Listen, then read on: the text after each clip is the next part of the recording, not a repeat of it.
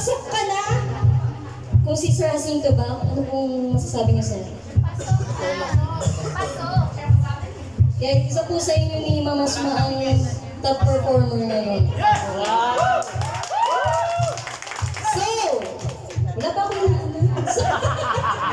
Okay! So, Sir Jacinto, ikaw nga ba'y makakapasok sa final round? Tingin niyo po. Yes, pasok. Yes! Pasok! So, lilinawin ko po, ang tatawagin ko po ang nakapasok. Para na rin po maging fair po kay Ma'am Asma, okay?